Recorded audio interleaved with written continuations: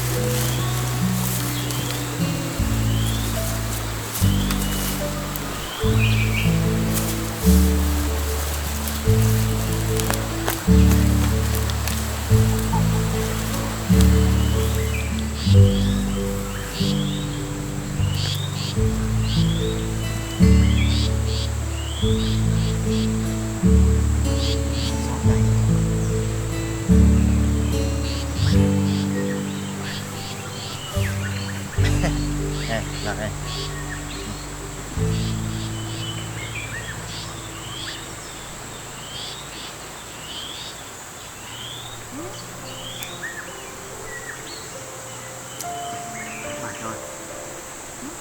Ngon chưa?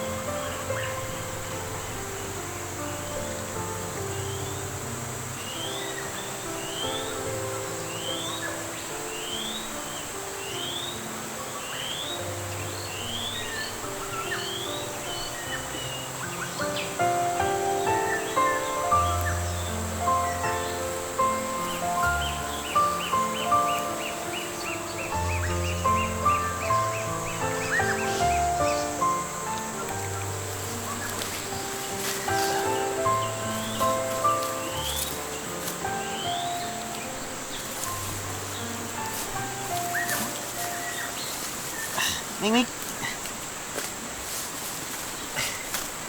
để anh bóc lạc cho ăn nhá. Mích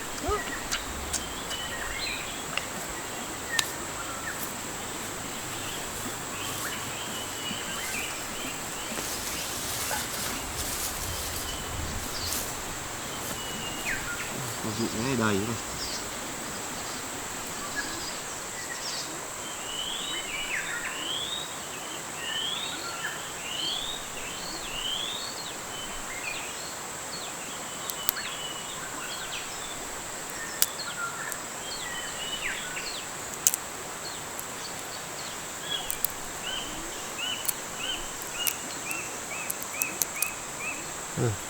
Hạt mẩy đấy.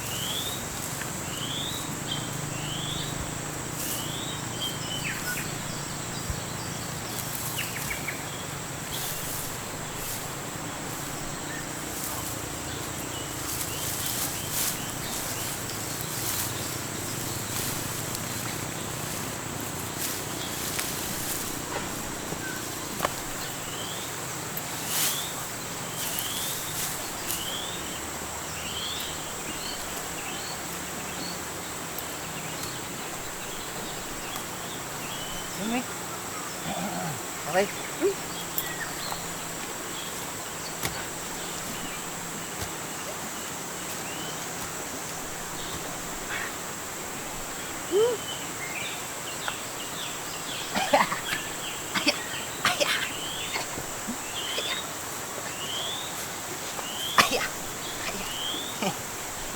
Ây da, lên đây nằm mới thích này.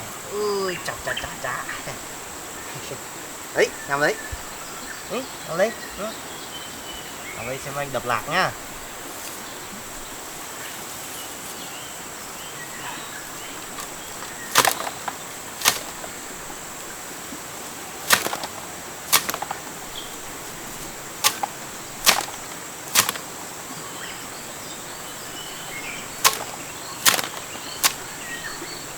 Đấy rồi.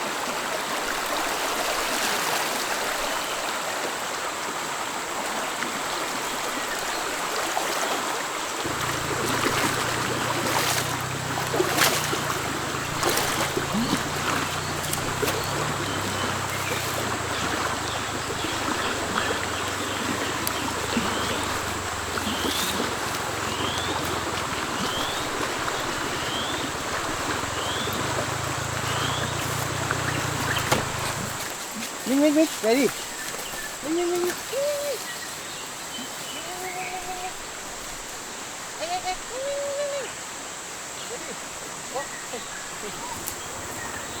Minh, đi về đi.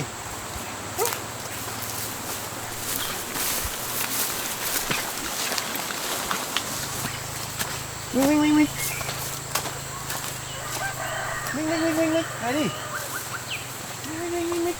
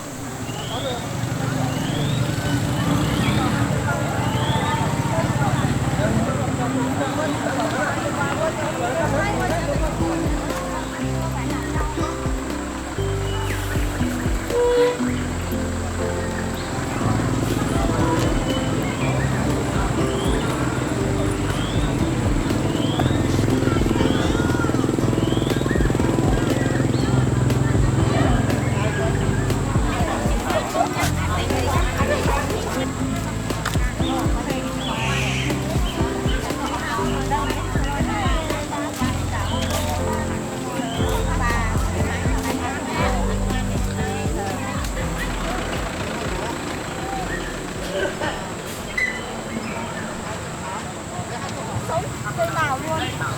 Đấy là có cải thảo. Có cải thảo em mấy bó. Đây. À nhiều cái thiệt rồi. Đang qua tao cắt mấy cây sao? 15 bao này, 10 bao A rồi. Đang ở đây bán thế thì có thiệt.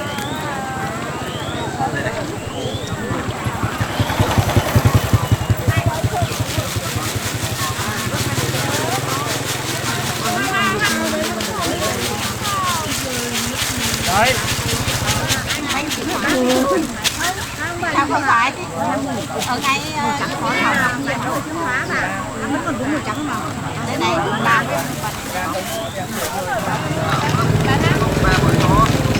cháy cái lều rồi phải theo đến rồi trong 11 nó lọc máy giặt trong đường ống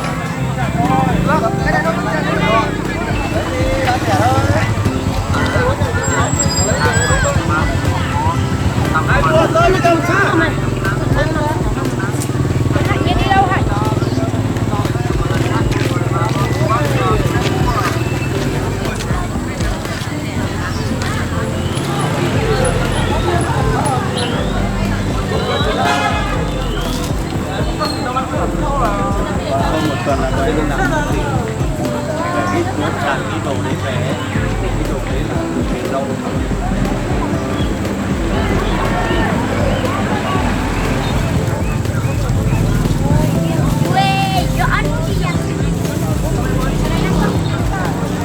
Chúa có muốn của mình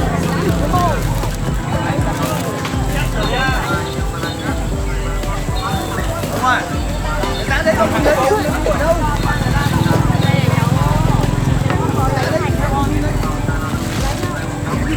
lấy cái này rồi. Đâu này ở hết rồi.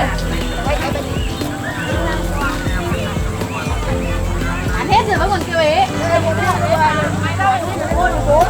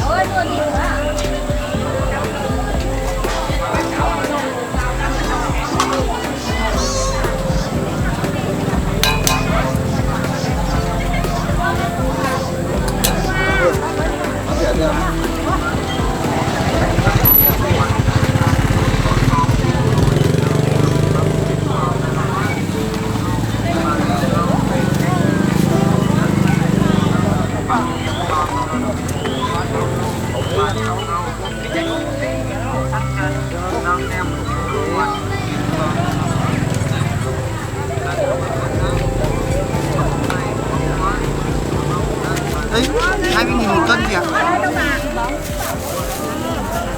Có mấy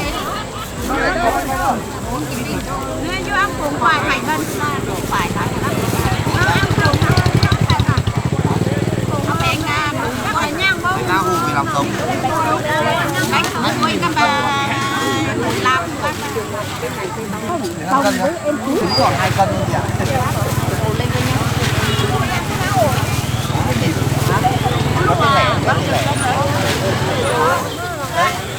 Vâng, chờ tí nữa em nhặt cho chị nha.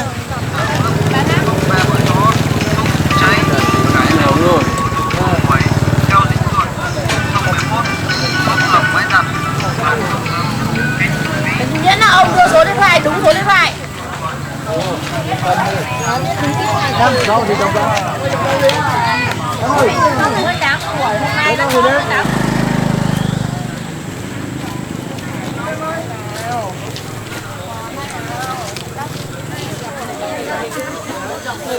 Đi làm YouTube làm được mà ba không làm được đâu, nhưng mà lười lắm, lười như mình chắc là không làm được. Cái này không mệt đâu mà, không mệt như đi nương đâu. Em nhặt cho nhé.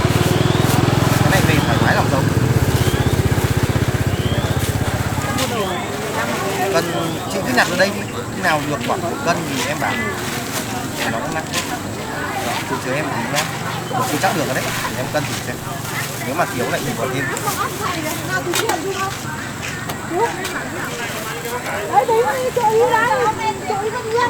Ui, thoải mái luôn, vừa đi luôn.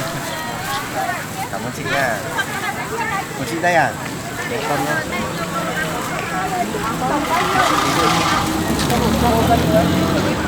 Chưa được à chị? Vâng, đây bà. Lạc đỏ đấy nhỉ? Vâng, cái này lạc đỏ mà. Muốn trồng. Chắc được đấy. Lạc đỏ đấy.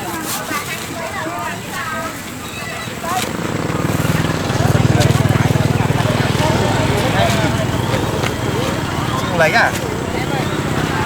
Cảm ơn chị nha. Có bằng đấy đó. Quay.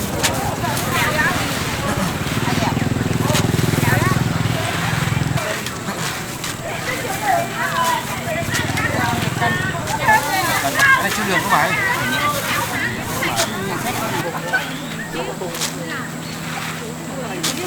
Chắc được đấy bà. À, chưa được.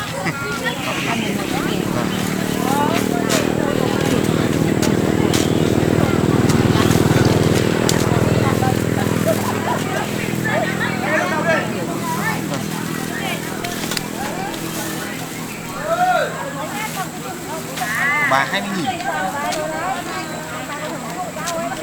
Bà nha. Đây, cân mình chị. Được 1 cân nha chị. Ui, của bà nhập được đúng 1 cân luôn.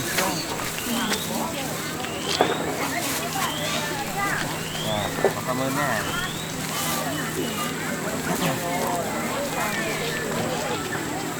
Của chị được 1 cân nha chị. Em ở đây vẫn còn một ít này. Đây vẫn còn một ít này, em cho chị thêm cho nó tươi này.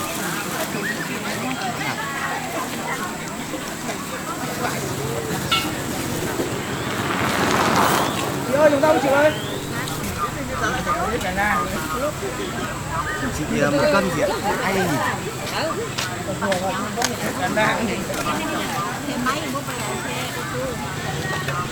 Em ơi, đâu em ơi?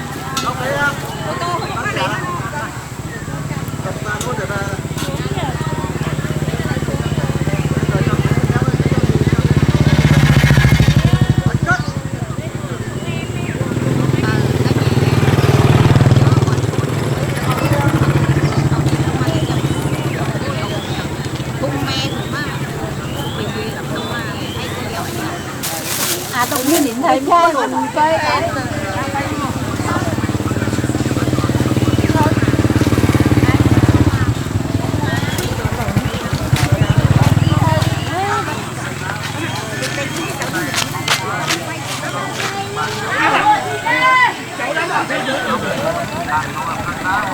Đó.